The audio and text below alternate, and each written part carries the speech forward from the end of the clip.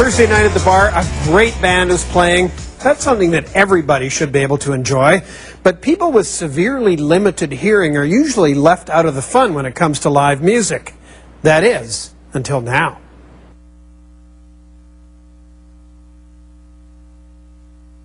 This is what a rock concert sounds like to Ellen Hibbard. She is deaf. She may not be able to hear the music, but she can sure feel it.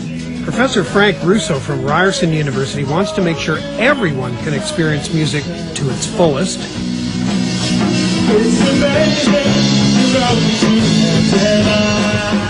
So he and his research team created this, the Emoti Chair. Well, the Emoti Chair is a technology that allows us to take sound and present it as vibration along the back through these voice coils.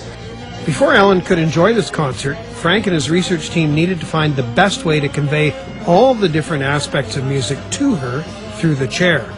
Each one of these 4 rivets is a voice coil. I can show you the inside here. We'll just take it apart here. So as you can see, each one of these voice coils is independent. You can control both frequency and amplitude, and that's very important for conveying musical information. The team has developed software to translate different frequencies and instruments in the music from sound to vibrations. We can pipe different parts of the music to different sets of voice coils. We split that audio signal into several groups of frequencies. So the lowest frequencies, usually we send down to the bottom, and the highest frequencies we might send up to the top, and we've been experimenting with different configurations. In order to develop the chair, they also needed to understand how music affects people. We are looking at the deaf response to music as compared to the hearing response to music. If we're seeing that there's agreement between the vibrational experience of music and the auditory experience of music, it really is confirming this idea that music is essentially multimodal or even amodal, not tied to the auditory domain. Ready to go? Yep. Great. Today, they're gathering data from a hearing participant. Basically what we're doing is we've got a participant in the booth, and we've got them wired up to different sensors that are recording different physiological signals.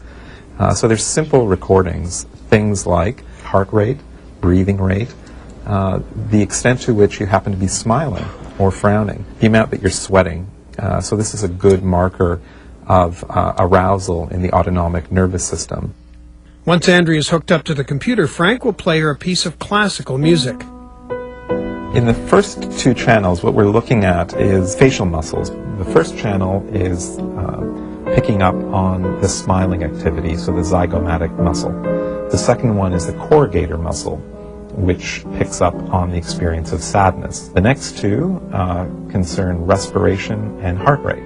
Respiration and heart rate also follow the music to some extent, but the response of these measures is a little slower than the muscle activity. The last thing that you're seeing here is the galvanic skin response. So it's simply a measure of sweat. All of these together provide some physiological indication of the emotion being experienced through this particular piece of music. The team is still in the process of collecting data, but Frank is optimistic that the chair can give deaf people a real feel for the music. I like to think that music is far more than sound. It means that people that don't have the ability to hear can still have the experience of music, the emotional experience in particular. And that's what we're starting to see in our preliminary data, and it's quite exciting.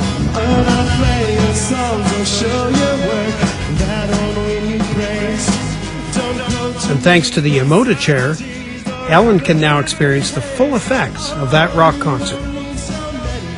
It's great. I can kind of deconstruct the music and I can feel, how everything meshes, and it's wonderful because it's new for me and I like it. I'm starting to understand that music can evoke emotions inside your body, and I thought, wow, this is really cool. I'm actually experiencing the emotions that are intended by the person who's composing this music, and it's great because before it was always a physical surface feeling for me, and it actually really touched me. It really opened my mind to what music can be.